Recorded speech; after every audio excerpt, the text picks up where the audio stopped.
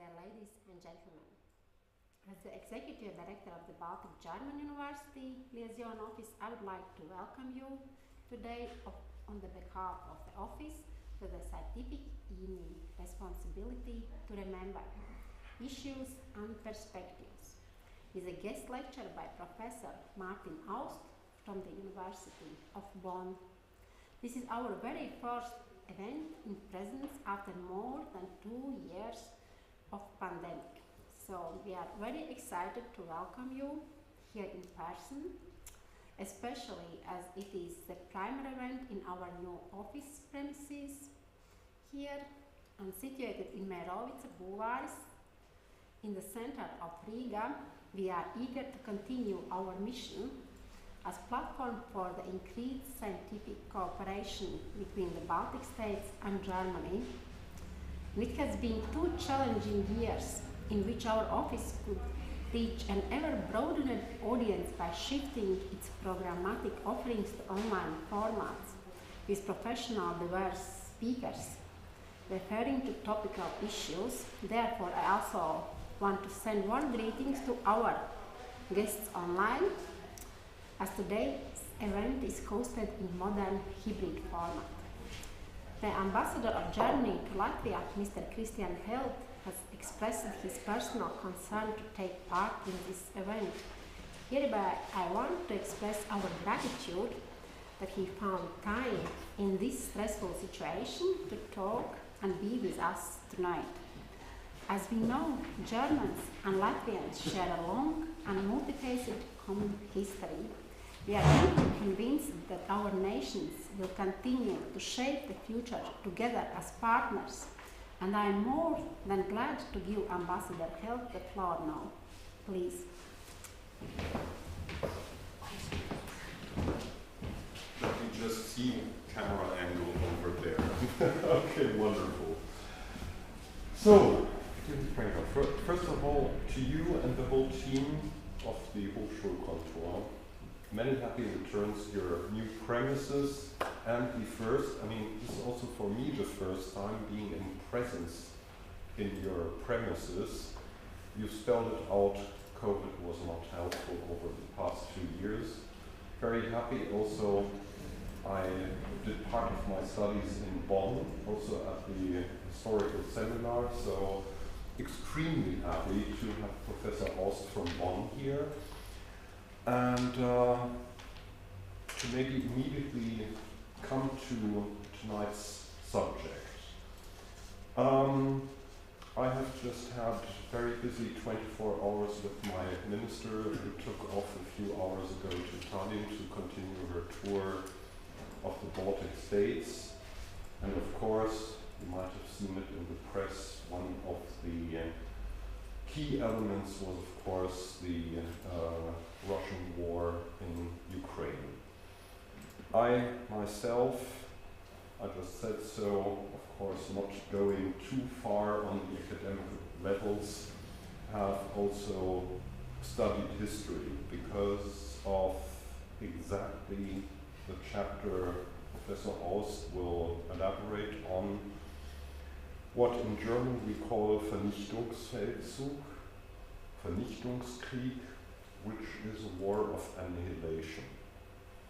Annihilation physically, culturally, and I'm very, very reluctant to draw parallels which are often anachronistic, but some mechanisms do recall terrible insights we as Germans have also had into our own past, all over here in Central, Eastern, Northeastern Europe. And I think it's important to also recall in German public spaces that the war as such has not started on June 22nd, 1941 here in Latvia and the Baltic states, but much earlier.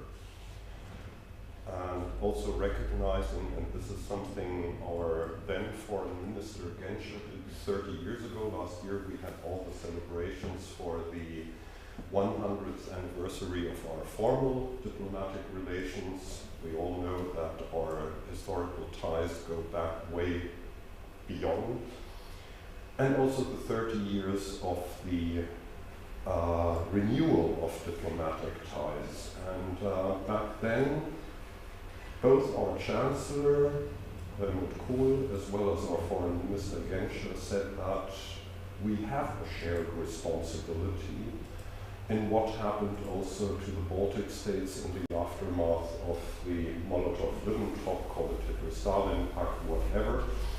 But basically, this was the beginning of half a century of occupations, plural. Latvia and the other Baltic states had to suffer from.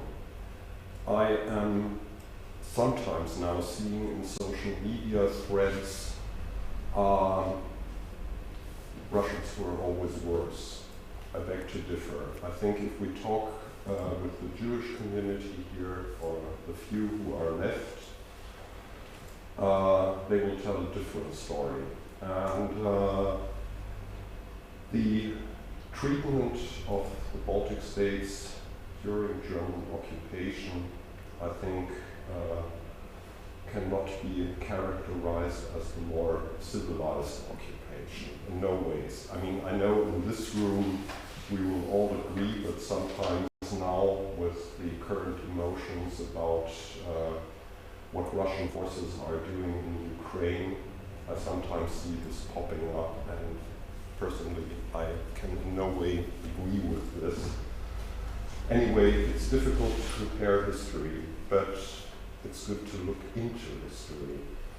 Not so much for the pure remembering, we're also seeing lots of commentaries on the never again. What is it worth? We're seeing war again in Europe, and a form of war which is about the destruction of a nation in Ukraine. And I think when we go into such mechanisms, how lone decider with many, many helpers declares a nation and a people unworthy of being,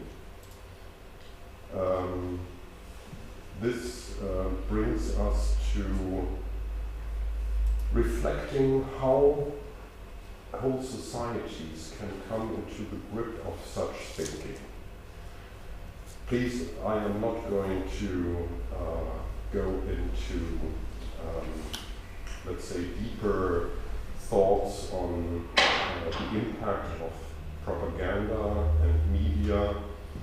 We all know security today is not just hard military security, but also the narratives around political action. A few weeks ago when Madeleine Albright passed away, I remember I still met her personally on my previous posting in Pristina in Kosovo, where she was also instrumental for the NATO response there to fend off a genocidal form of war. And Madeleine Albright, amongst many, many very impressive works, wrote a book, Fascism, where she does not just describe the classical fascism in Italy, but mechanisms how to turn whole societies around, and which in the end result in developments, also military developments, which then bring destruction and death over other countries. And that is, in a way, what we are unfortunately witnessing again. So my personal feeling for tonight is it's worthwhile looking at mechanisms and historical developments to have a clearer view where all our alarm bells should be ringing. very grateful for you to take up this subject, for you, Ms. Painter, for having chosen this as the kick-off for your activities in presence, or it's also hybrid. On this wonderful spring day, sun is back, so maybe also a good omen for future activities. Very much looking forward to that. And once more, thank you for also having me tonight. Thank you.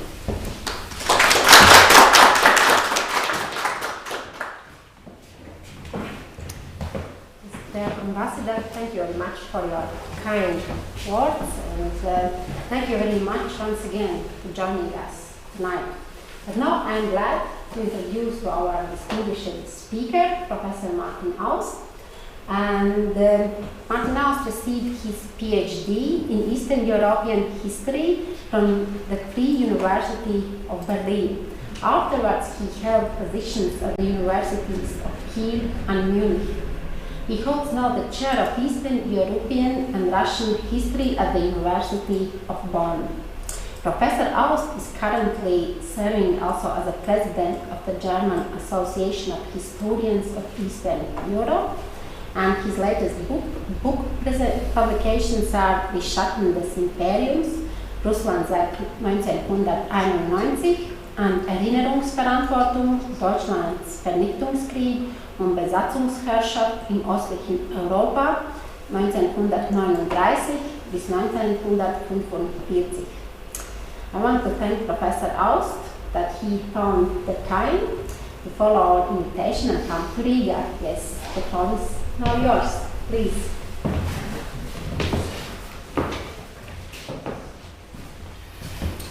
Dear Mrs. Franka, thank you so much for inviting me. I'm really delighted to be here. Dear Ambassador, thank you so much for your note. It is great that you found the time to join us. And thanks to everybody for showing up. I'm really delighted to see you. Thank you so much for your time. Tonight I will talk about my recent book, which I try to translate into English as Responsibility to Protect, Germany's War of Annihilation in Eastern Europe and the Soviet Union from 1939 to 1945. What I will be doing tonight is to speak about basically three things. First of all, I would like to tell you how the idea to write this book emerged. And second, I'd like to elaborate on how the book is composed, what is the main message of the book. And last but not least, I'd like to think aloud a bit about how to read this book after Russia's attack on Ukraine on the 24th of February. So, to get started, imagine we would be on a trip to Berlin, and imagine we were in the city center of Berlin, the area around the Parliament, the Reichstag, and the Tiergarten. There we would come across a couple of monuments. There is the monument to the murdered Jews of Europe. There is the monument to the murdered Sinti and Roma. There is a monument to prosecuted homosexuals. And there is a monument to victims of so-called euthanasia. These are four telling and, if you like, so impressive monuments. And if you think a bit about these four monuments and the war that Germany waged in Europe from 1939 to 1945, you realize that there is a gap. Something is missing. There is no visual sign in the center of Berlin commemorating the victims of Germany's war of annihilation in Poland, the Baltic states, and the Soviet Union from 1939 to 1945. However, there were some initiatives by civil society to do something about that. Yet in 2013, the founding director of the German-Russian Museum in Berlin, Karlshorst, Peter Jahn, proposed to create a monument for all the victims of what is called the German Lebensraum politic. So essentially for all the victims of Germany's war in Eastern Europe and the Soviet Union. For quite a while, nobody seriously discussed that proposal. After a couple of years, in 2017, another group came up with yet another proposal, namely to erect a monument to the murdered Poles in Berlin. And after that, in the German parliament, in the Bundestag, political debates started. And the interesting thing about these debates is that they were not clearly delineated along party membership. These were debates across the aisle in parliament. And one group of members of parliament clearly spoke out in favor of a monument to the murdered Jews, however, not the majority of parliament.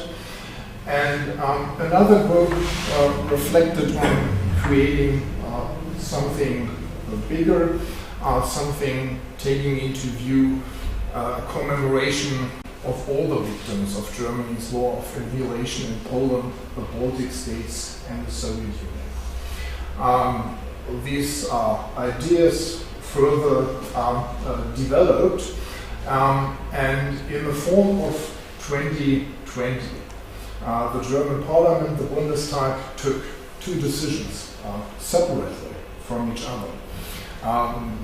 One decision calls to open a documentary center of German rule, of German occupation throughout the whole of Europe in the Second World War, and to create symbolic signs to commemorate all the victims of Germany's war of annihilation.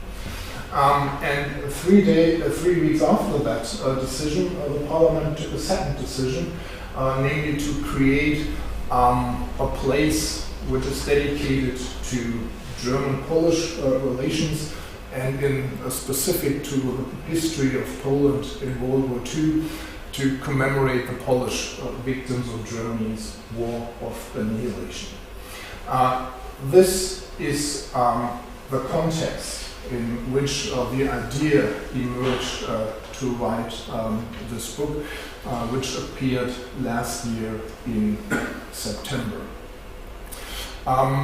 There was a debate not only in Parliament, but also in the media. Journalists, politicians, historians contributed articles to the newspapers that were ran nationwide. And there was a discussion of what Germany could do to live up to the expectation to commemorate all the victims of Germany's war. And the interesting thing is that historians from other countries and also ambassadors from other countries joined in and participated in that debate. And there were various claims as to who had suffered the most under German occupation.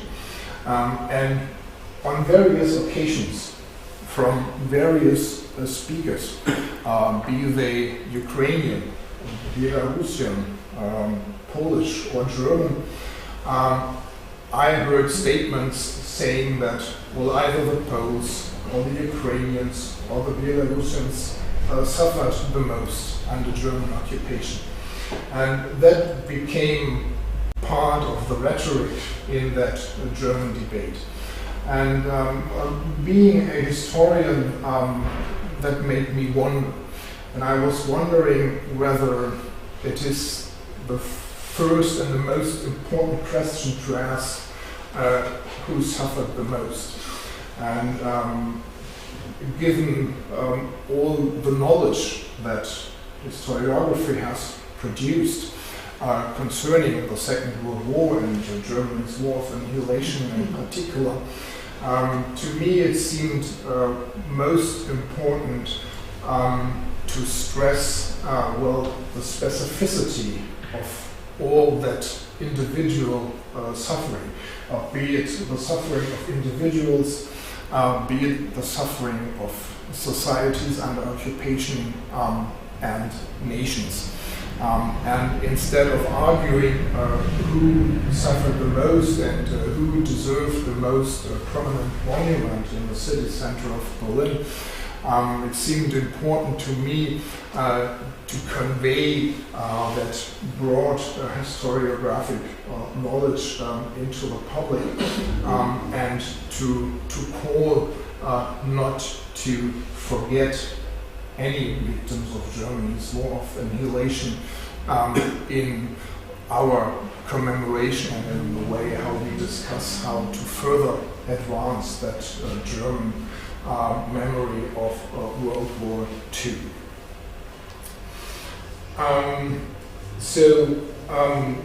That is the debate on how to commemorate, and this is the context which led me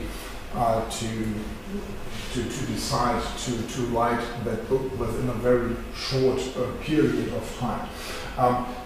This book is not research based in any way. I didn't go to the archives. Of course, I read sources, as historians usually do, edited sources which you either find digitized on the internet or in edited volumes in libraries, and I broadly read across the available literature on the Second World War and Germany's war of annihilation in particular. And my hope was that this book could somehow be a voice in that debate. As things turn out, politics often move more quick than professional historians. So the decisions by the Bundestag were taken in October 2020. The book appeared in September 2021. But nevertheless, at the time the book appeared, I was still hoping that it could make a certain difference, that it could contribute to further decision making, because so far there are these two decisions by the German Bundestag. At the moment, nobody knows how these decisions will be implemented.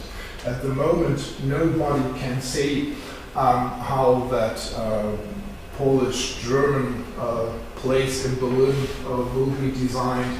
Nobody can say what that documentary center on German occupation across Europe will look like. There are committees, they are at work. So although decisions by Parliament are taken, the debate continues, and I hope that the book might be perceived in that ongoing discussion. Having said that, I would like to proceed to the book in itself. It is quite simply composed. It consists of two parts. Part one is dedicated to the War of Annihilation from 1939 to 1945 in a more or less chronological order. And the second part of the book is about memory. It's about commemoration of the victims, and it's about commemoration of the perpetrators. I would like to highlight some points which seem to me of special importance in this book. The first point refers to chronology. The ambassador yet mentioned it. For quite a while it was common sense in Germany to say that the war of annihilation began with Germany's attack on the Soviet Union in 1941. That is behind us. Everybody in the meantime has agreed that the war of annihilation began with the German attack on Poland on September the 1st in 1939. I think this is indeed especially important to bear in mind that from day one onwards, the German attack also was related to civilians. War crimes were committed by Germans from day one, from September 1st, 1939 onwards. And in the rear of the Wehrmacht, the SS also invaded into Poland and started to arrest, to deport, and to shoot members of the Polish intelligentsia, and to arrest and deport Jews, and to create ghettos in which these Jews were transferred yet during the Polish-German War in 1939-1940. However, it is also important to bear in mind that the attack on the Soviet Union in June 1941 indeed radicalized that German war of annihilation. In September 1939, it was pretty unclear how the Wehrmacht and the SS would operate, and how they would cooperate or not cooperate. The picture in 1941 significantly differs. There had been a lot of planning to provide a coherent agency of the Wehrmacht and the SS together in carrying out that war of annihilation from 1941 onwards. And that is also visible when we study the decrees that were issued prior to the attack in June 1941. There are a number of decrees from which it is absolutely clear that shouldn't be a, well, let's say, a usual, normal kind of war, that this should be some kind of a different war, which ultimately aims at the extinction of the state and of society.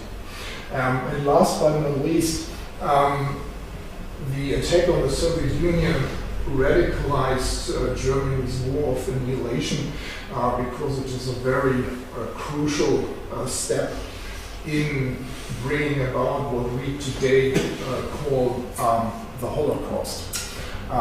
After the attack on Poland in 1939, there were yet various ideas how the Germans would treat Jews in occupied countries. And with the attack on the Soviet Union in 1941, what we today call the Holocaust, immediately was set into action, having in mind the Holocaust by bullets prior to erecting and building the annihilation camps, mostly, but not only in Poland. So this chronology, first of all, is important. A second point, which is highlighted in the book, are the various types of violence carried out by Germans in that war. And that is especially important because, well, professional historians are fully in the picture. You wouldn't need to lecture professional historians about these various types of violence. When we're talking about the German public at large, it often appears that after presentations, people step up to you and say, well, they've heard the first time about specific German crimes in World War II. So it's very important to provide a coherent information on the various types of atrocities Germans committed right from 1939 onwards. It starts with violence against civilians while attacking other countries.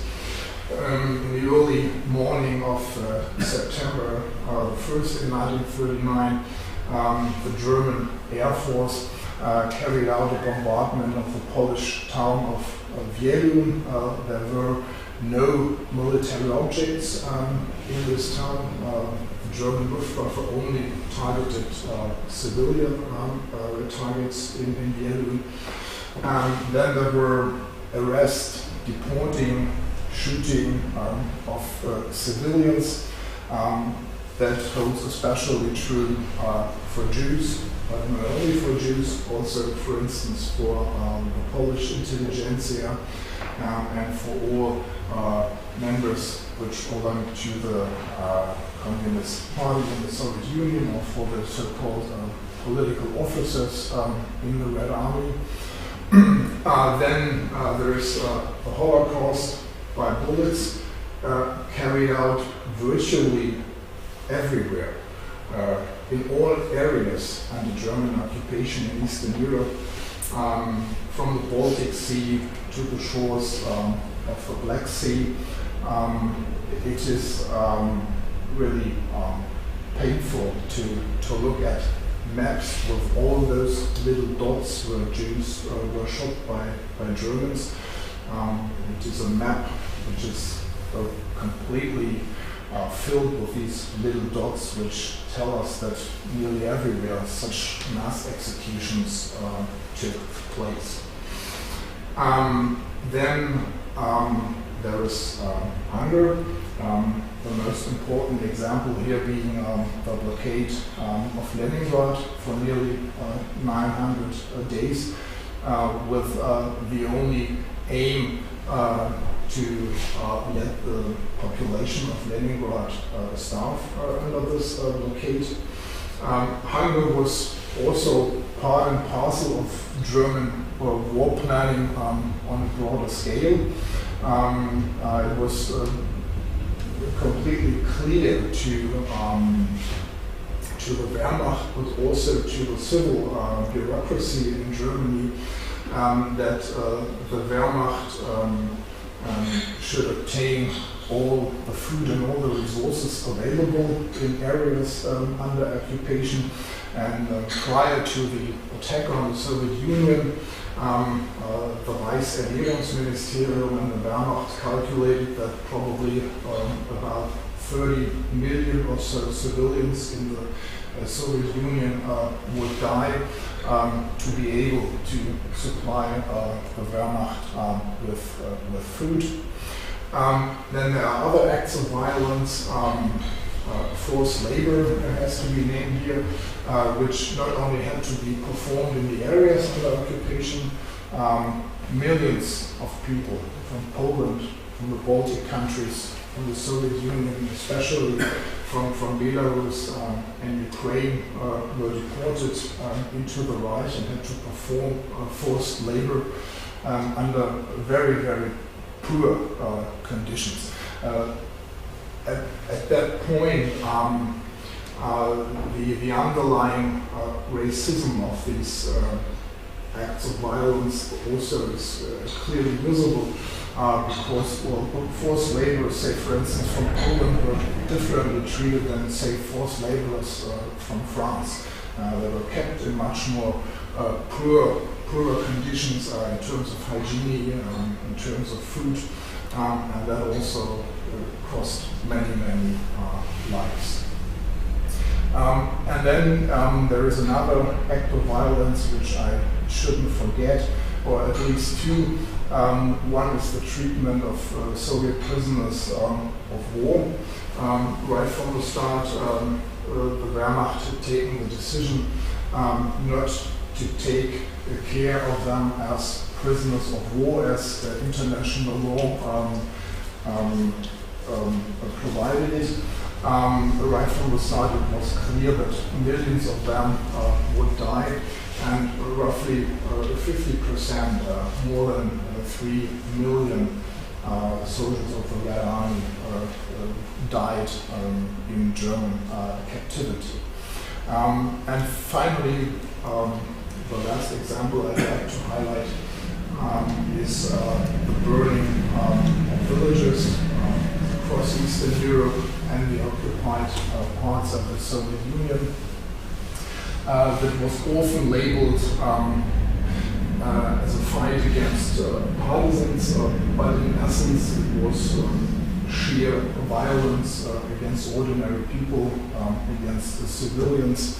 And in many cases, the Germans, both the Wehrmacht and the SS, they did not only burn the villages, they also burned the inhabitants of these villages. And having said that, the list is not yet complete, so we could go on and continue. We should add sexual violence. Nobody can say how many women German soldiers raped in World War II. We are a bit informed about that because there are British protocols which tell us what German soldiers in British captivity were talking about while the war was still going on. And it was a kind of bravado to tell each other these stories of killing civilians and of raping women. So that was also part and parcel of German violence in World War II. So to conclude, an important issue of the book is to inform the broader German public what various kinds of violent acts Germans committed in World War II, especially in Eastern Europe and the Soviet Union. Another important point in the book is history and memory. When I started working on the book, my assumption was that history and memory would be clearly separated. That'd be the history of the Second World War until 1945. After May 8, May 9, memory would take the scene, and the question would be how to commemorate the war. But reading the sources, the interesting thing is that these two issues were closely interwoven. And right from the start, there were many individuals and groups in the countries attacked by Germany who started to document German atrocities. So the prominent example is the Polish Jewish jurist Raphael Lemke, who produced a very huge documentation of German occupation rules and German atrocities, later on published in 1944 as a book, Exit Rule in Europe, which also played a certain role later on at the Nuremberg trials in 1945-46. In the Soviet Union, there were various committees, some of them established by state and party, others by the initiative of historians, committees which right after the liberation of territories in the Soviet Union reached out to document German atrocities. The same holds true for the Holocaust. There was a collective of Soviet Jewish and also some non-Soviet Jews which cooperated to document the Holocaust while it was going on. That book wasn't published after the Second War, but nevertheless the work of documenting was done during the war. And that was very interesting to me while working on this book, to realize that while the war was still going on, there were many initiatives to document German atrocities in the war. And these are very important sources, even for memory today, because one of the most important objectives of memory is to give a name and a voice to those who were oppressed. And these sources are very helpful because they allow us to give a name to people and to get back to very individual stories. So, taking all together, the chronology, the various types of violence, and that intertwined relationship between history and memory, these are the most important points in the book. And to wrap it up, the main message of the book is addressed to a broader German public, a reading public, and the book is to say that we should not forget anybody. So when discussing about how to further develop those symbolic landscape of monuments and documentary centers in Berlin, we should bear in mind, we should have in mind all the victims, especially of Germany's war of annihilation in Eastern Europe, in the Baltic countries, and the Soviet Union. Prior to the 24th of February, the presentation could conclude on that note. However, as Ambassador Held has already highlighted,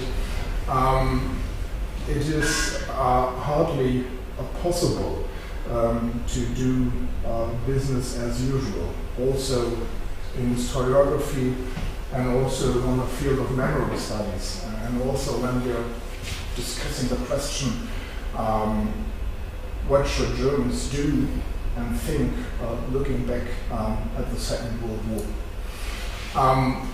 One of the most important imperatives of German memory culture has been to say, never again. There shall be never again be war, never again a war of aggression and a war of annihilation shall emerge from German soil. And there can be various takes on how far Germany got on that path and what Germany has achieved and what are the shortcomings of that German memory culture. However, the really horrifying and depressing issue is that that never again always told us to look at ourselves. So the most important issue was to avoid that somehow in Germany there would be any new attempts at attacking a neighboring country, occupying another society. And what we now see is that it is not Germany who is attacking another country and trying to occupy foreign territory, trying to destroy another country, another nation. It's Russia. And one of the horrifying things is that after reading all those sources from the 1930s and 1940s and talking to Ukrainian colleagues and listening to them, what they are experiencing at the moment, and which messages they do receive from friends, relatives in Ukraine, or even more disturbing, messages they do not anymore receive.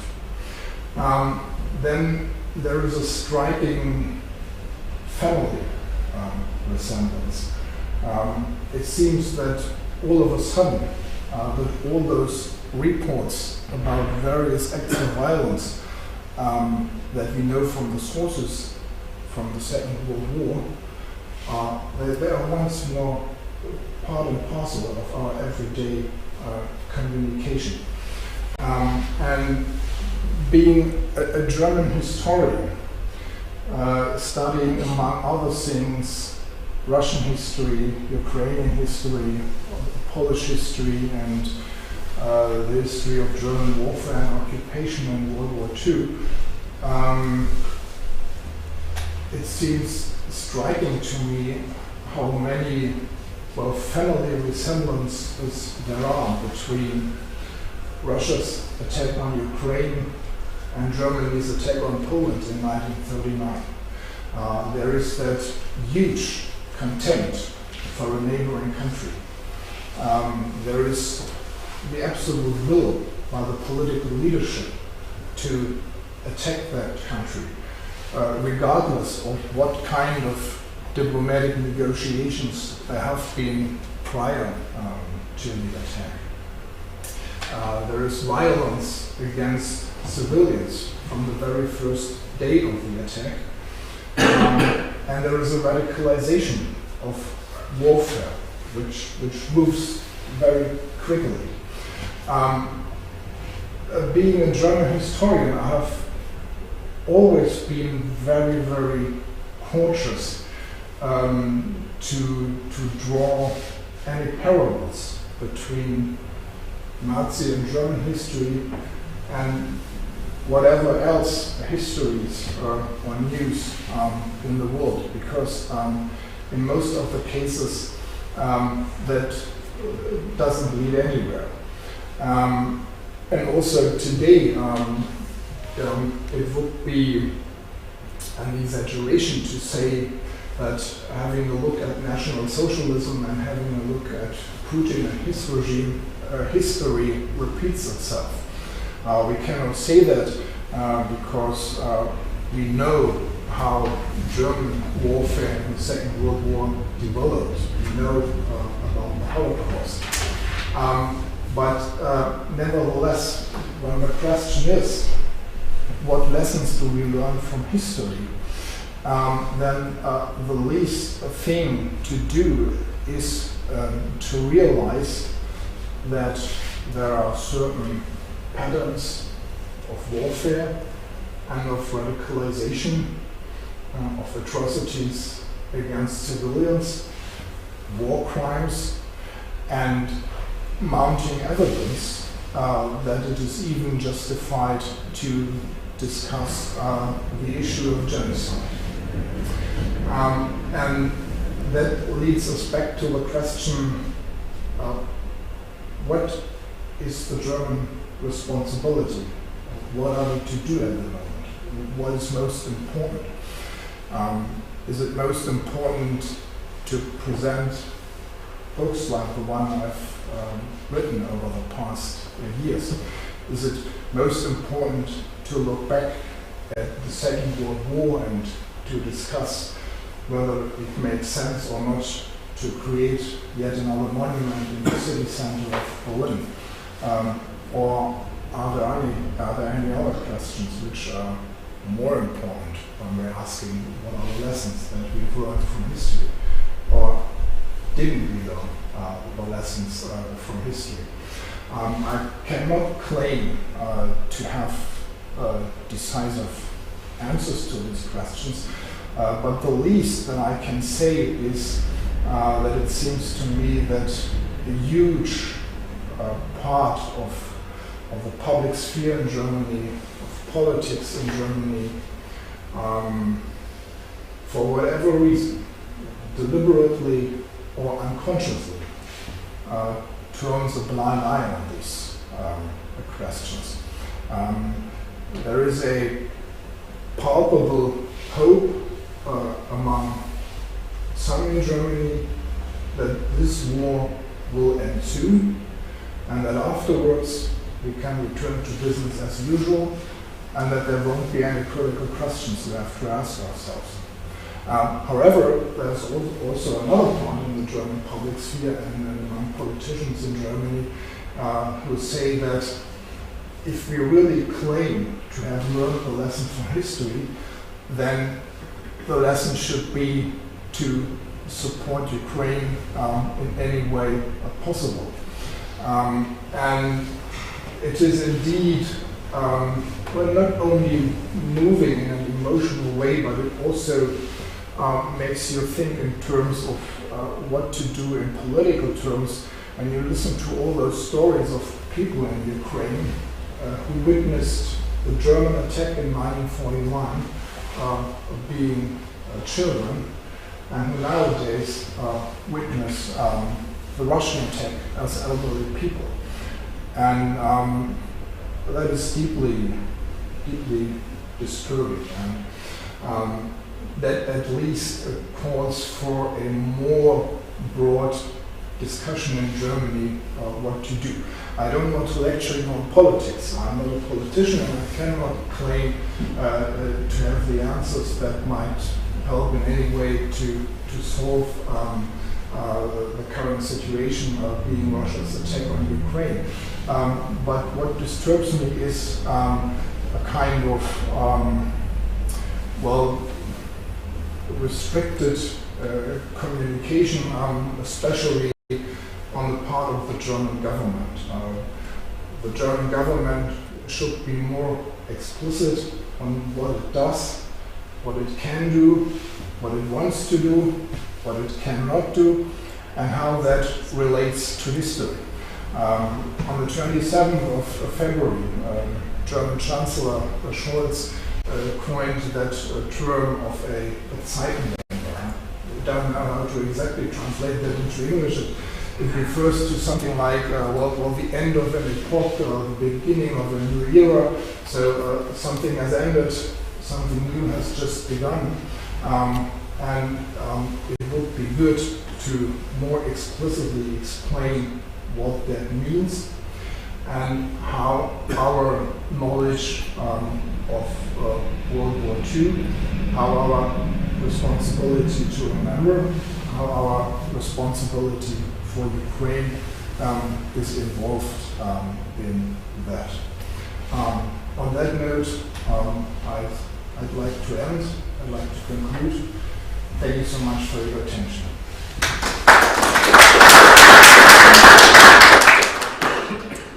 Thank you very much for your meaningful and thought-provoking lecture. And now everybody has the possibility to ask questions, to say some comments. Also, I invite also for watching us online in Facebook or YouTube. You can write your questions and we will ask the professor. Yes, please. Yes, please. Thank you for your presentation. For my question, I would like to return to what Ambassador held and you already said earlier. That many people today have the tendency to draw parallel lines to what happened in World War II, to the events of today. And when you just walk a bit up the street in this direction, you reach the Russian embassy with thankfully many billboards that protest against this war of aggression. But you also find billboards where people put Putin and Hitler on the same level. Mm-hmm. And from the side of the Russian regime, you see a returning fascism to justify warfare in Ukraine, to hold warfare in Ukraine. So a persecuted Russian minority in Ukraine. And I find it so outrageous that both sides use this past. And I feel like that there's maybe a misunderstanding, and the time of historians like you has come to educate people, to talk with them. So how do you encounter people that put Putin on the same level as Hitler, or these Russian narrative of fascism to justify warfare? Well, thank you. it's hard to answer because delivering presentations to audiences usually brings you into contact with people who are interested in an educated conversation. And in most of the cases, everybody is well aware that Putin is not Hitler. There might be individual actions which resemble mechanisms that we know from the Second World War, but even that does not make Putin another Hitler. So if I were to go into the details as a historian, I would start by comparing these two biographies, which are so totally different, with Hitler dreaming to become an artist, but virtually ending up as a nobody in the rank and file army of the First World War, and Putin with that straightforward KGB biography. So these are very, very different biographic trajectories. And the way both came to power also has striking dissimilarities. And although Putin is ultimately responsible for a lot of war crimes, among others those actually happening in Ukraine,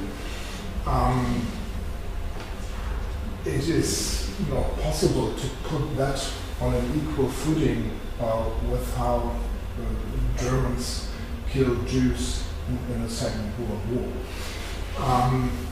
So I would argue that it might indeed be helpful to have a look back into the past, to orient, to navigate the world we are living in. But when we do so, we should be very careful and very precise in the way that we make analogies and identify family resemblances. And that is very far from those who display images of Putin and Hitler on equal footing. The second part of the question, well, that is indeed remarkable in many, many ways. I think that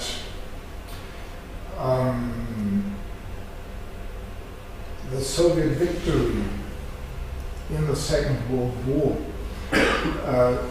should be part of the story of how Europe was liberated from National Socialism.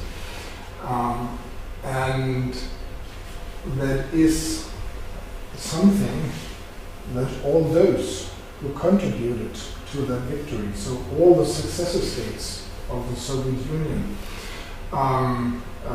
can adopt as something positive in their history.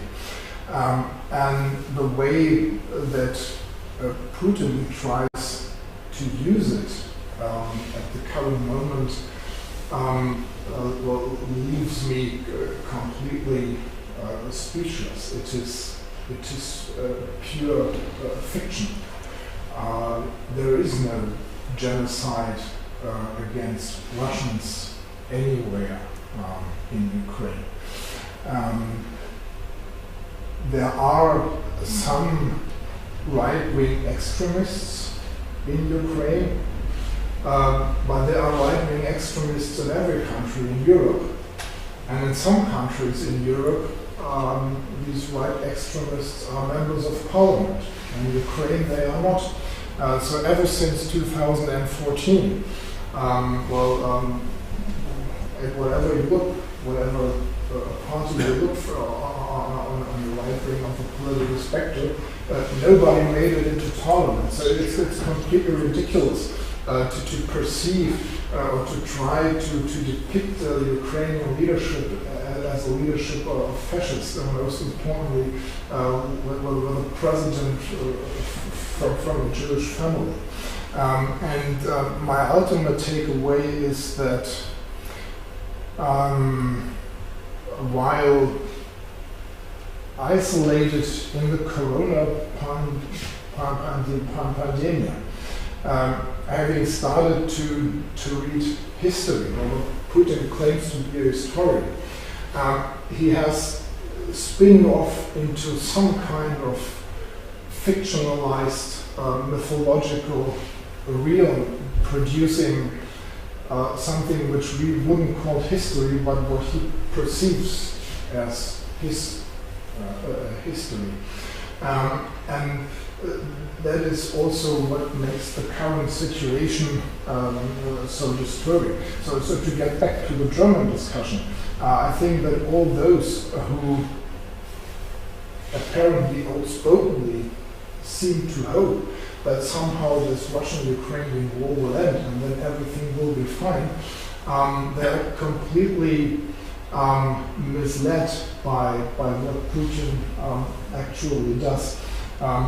Being a historian and reading the texts he produces on history and listening to him talking about the past, and he talks a lot about the past, my impression is that he is off limits.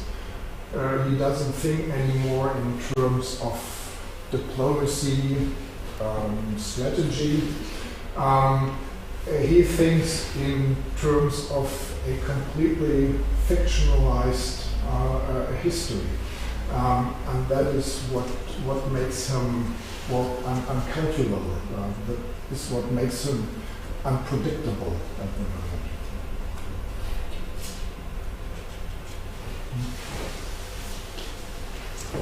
Thank you for your answer. Is there some other questions, please? Yes, please. Just maybe I may ask you in German? Yeah, sure. Audience. If everybody is fine with it.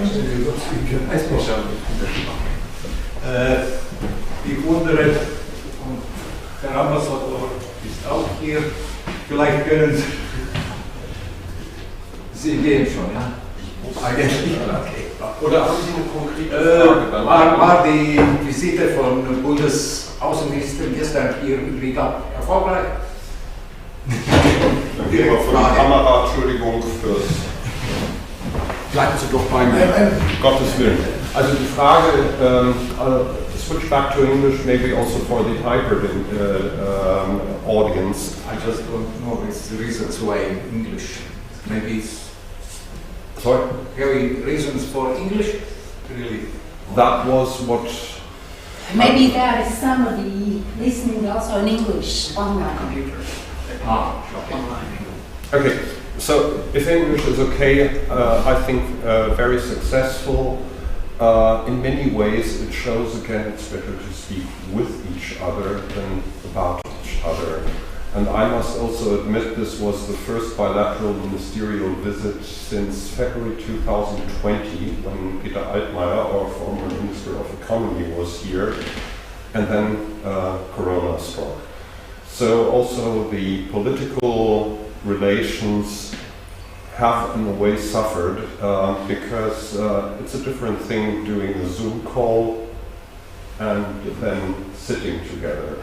I think it was extremely important also with the other colleagues in from Tallinn and Vilnius to have a joint understanding of what we're seeing and maybe also explaining some things which have risen to social media bubbles as misperceptions also on Germany. No doubt, a lot of homework to be done, and that was also the takeaway of my minister.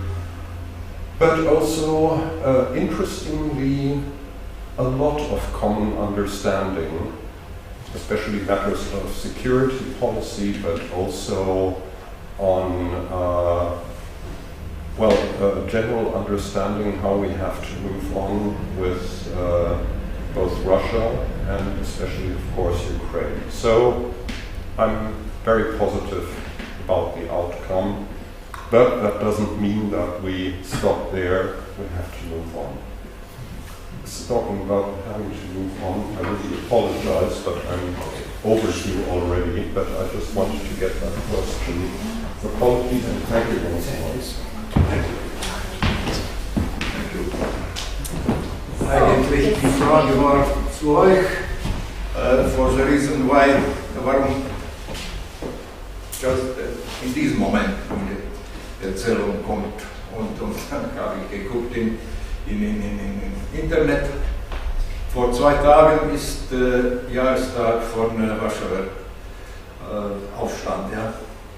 Und dann habe ich gelesen einen Artikel von Henrich Broder und er benutzt dieselbe Worte als wie Sie, Business as usual.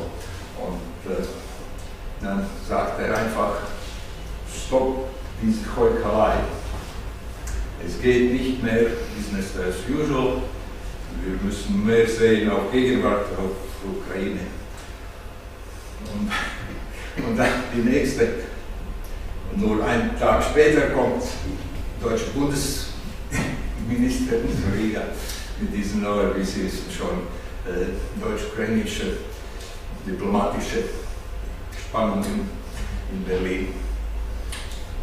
Können Sie etwas, was ist erlaubt von akademischen, wissenschaftlichen Aussichten sagen über heutige Deutschlands politische Landschaft und in Zusammenhang mit Krieg, Krieg in Ukraine? Yes, Sie verstehen vielleicht, worüber ich frage.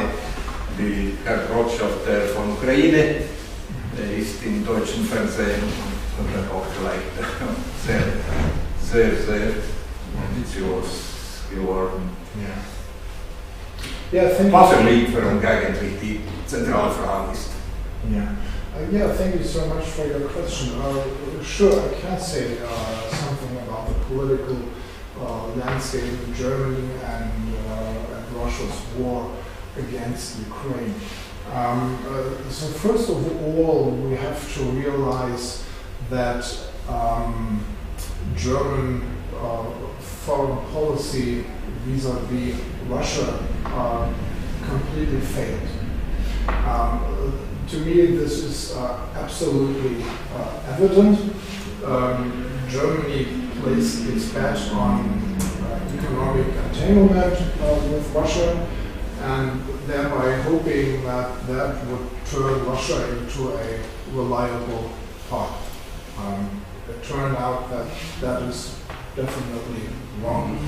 The question that should be discussed in Germany is from what point onward in time was that wrong?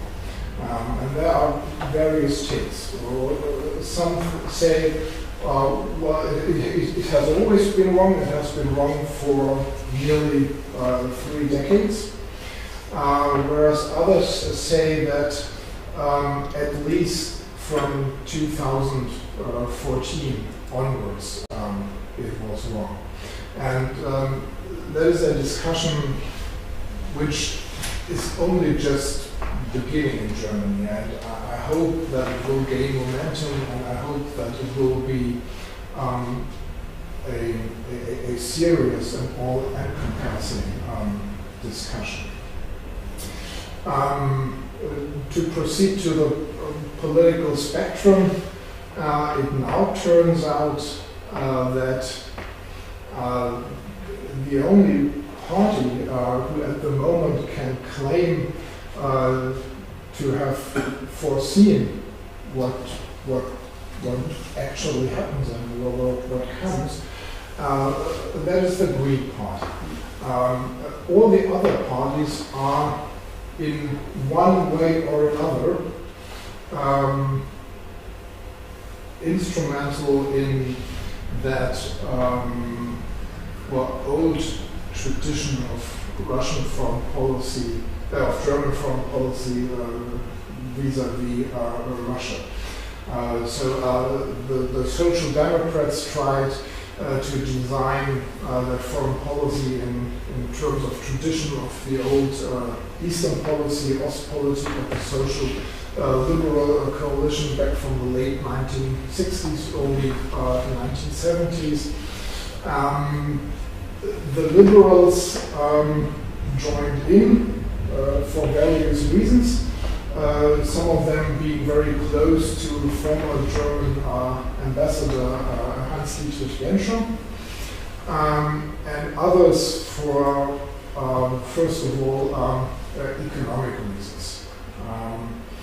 And what's interesting is that the Chancellor Merkel has always supported that social democratic foreign policy towards Russia. So the Christian Democrats and the Social Democrats, they are in one boat here. And then there are parties on the fringes of the spectrum.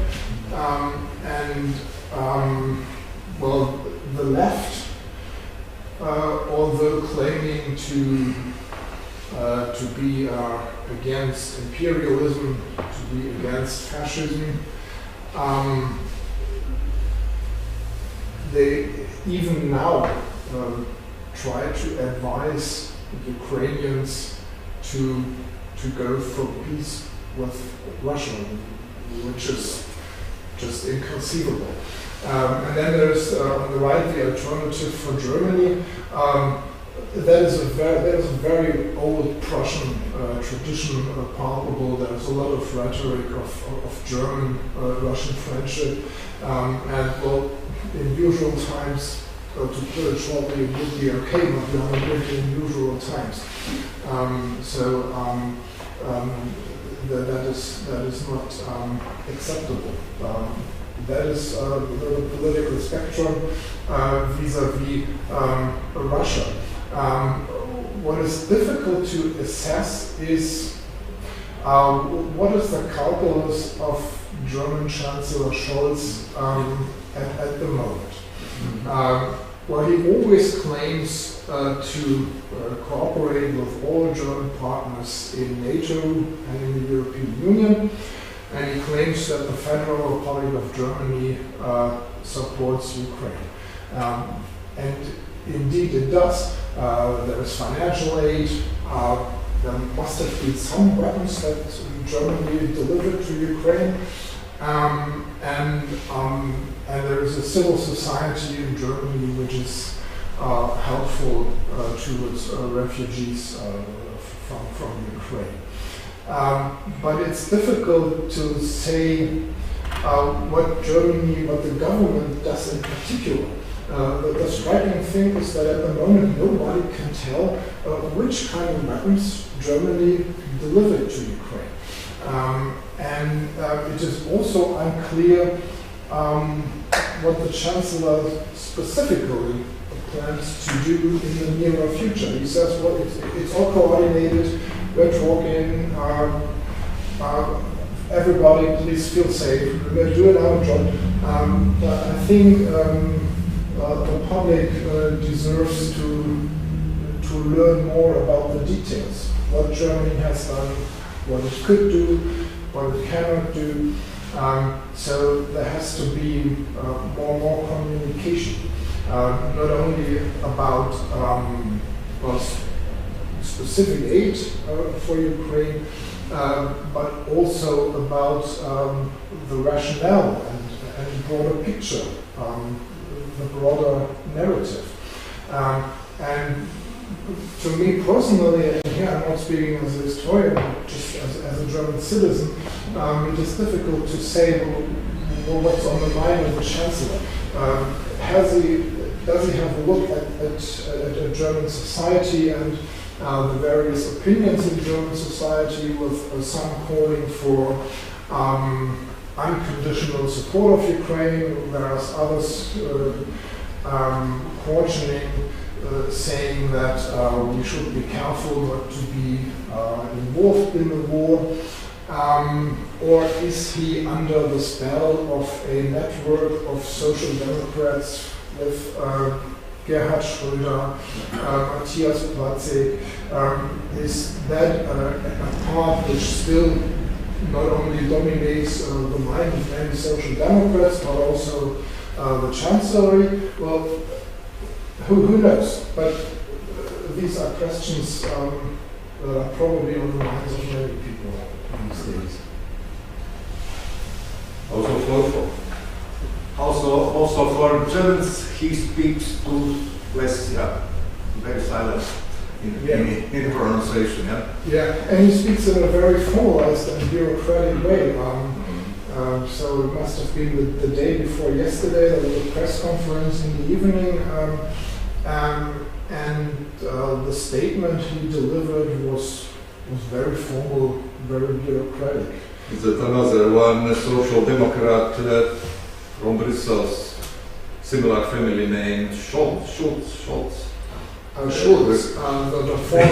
former president. He was just opposite. He just speak it much, maybe.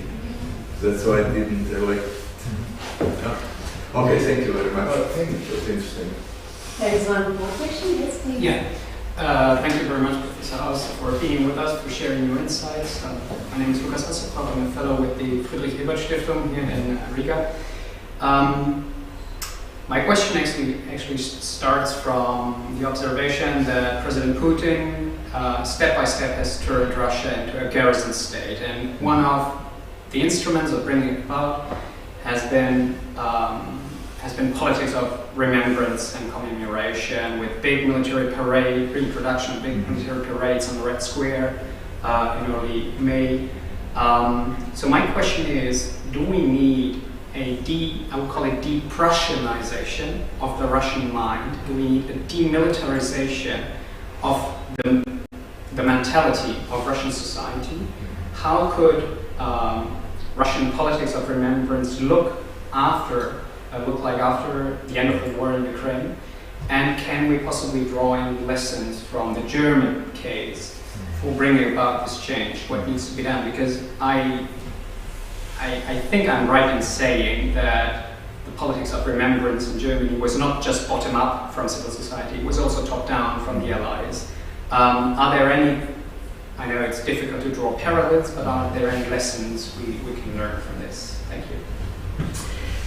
I think that is very, very difficult. And in the first place, being a German, I would like to lecture the Russians about how to deal with their past.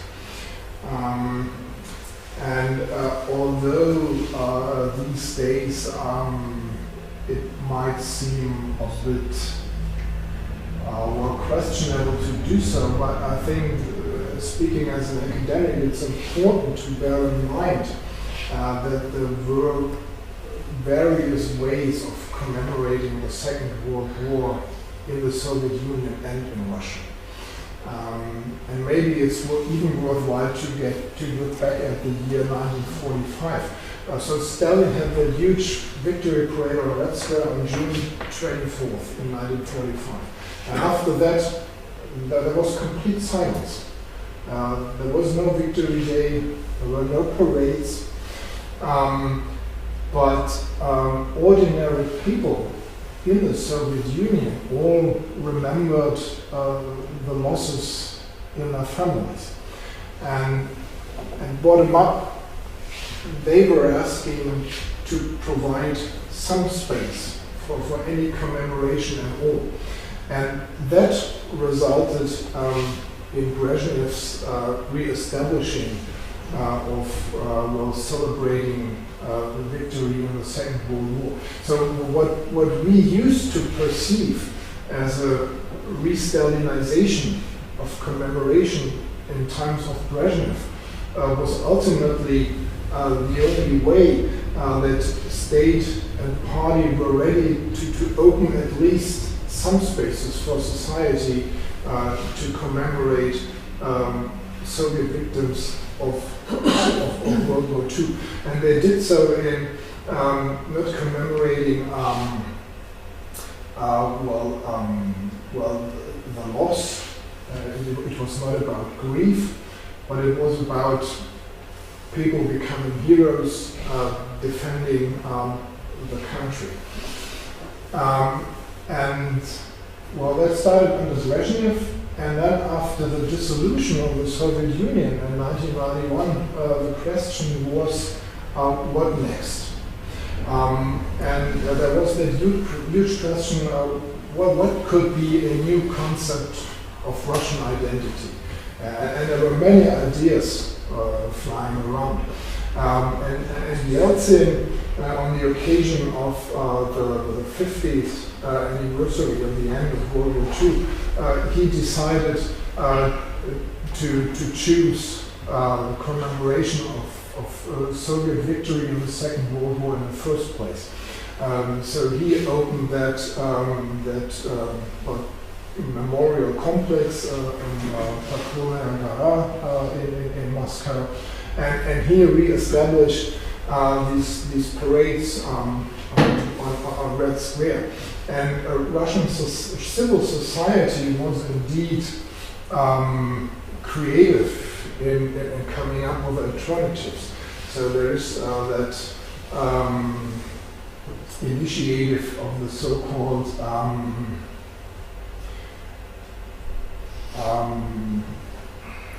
I'm just trying not to mix things up across various languages.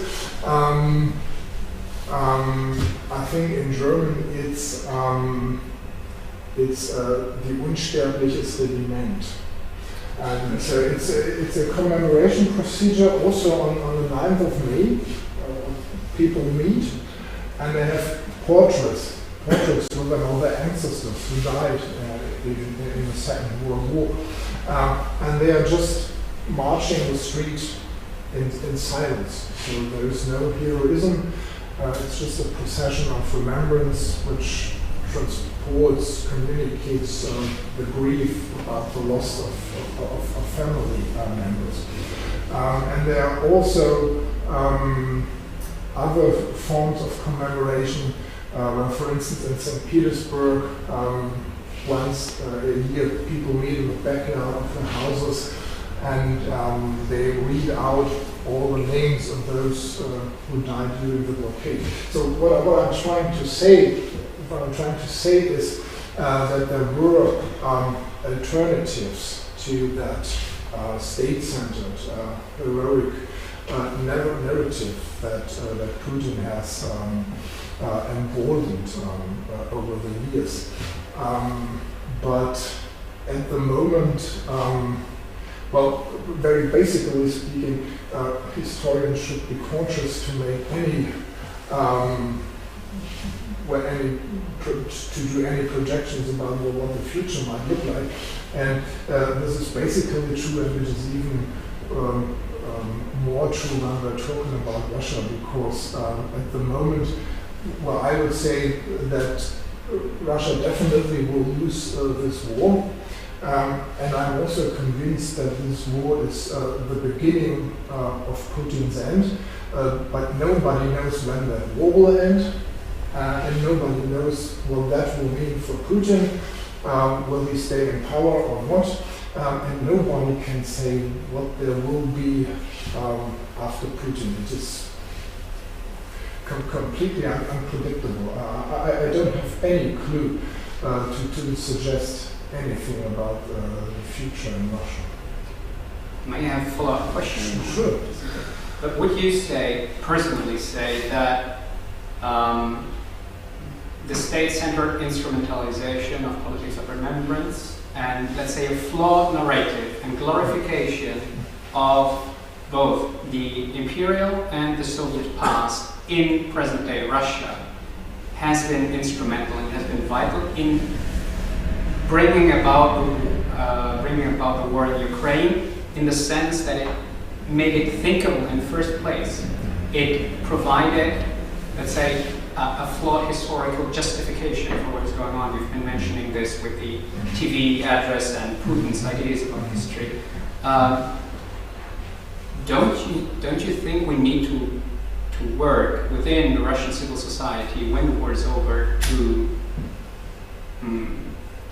convey another narrative, or at least to share and to exchange how we view things and how they view things and the difference between? Because I personally feel that the glorification of the imperial logic, all this has been a key element of what has been done before invading Ukraine. It has been used to set the mental stage. You know what I mean? I would argue that the narrative we're talking about and its propaganda has been instrumental in the sense that those who are still watching state television in Russia by Putin's narrative of why there is that in Russian so-called special operation. In that sense, I would say it's instrumental. But we virtually know nothing about how many percentage of the population we are talking here about. As all the opinion polls in Russia, well, they are more or less meaningless. They are not reliable in any way. So it's hard to say anything about. Well, usually we would say Russian society. At the moment, I'm wondering whether there is something like a Russian society. There are more or less individuals who live atomized in roles of their own, and the civil society you'd like to cooperate. Well, it still exists, but outside of Russia. So take a look at all the journalists that have left the country. In historiography, we see historians leaving the country. Memorial is forbidden in Russia, and many of those who have kept memorial running, they also have left the country. So there is, so to say, a Russian civil society in exile. And it's very difficult to imagine how a civil society in exile can influence their mother country or the future of Russia. Well, maybe at this point it's still useful to get back in a conscious way to those analogies we've been talking about. Take a look at all those Germans in exile who returned to Germany after 1945. And they all experienced great difficulties to contribute something to the further development of Germany. Maybe that pattern will repeat in the Russian case. Well, who knows?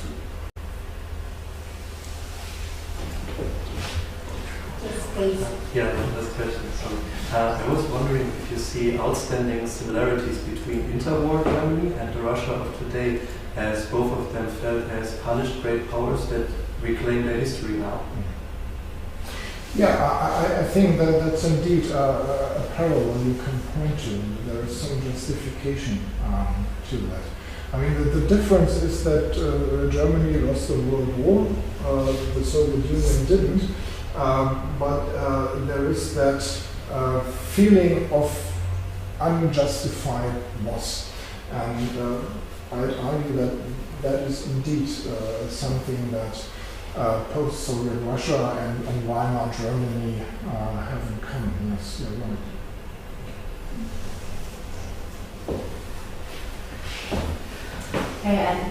I don't see any other questions in the moment. So, yes, there are so many interesting questions, and thank you for these questions. And that also time is running.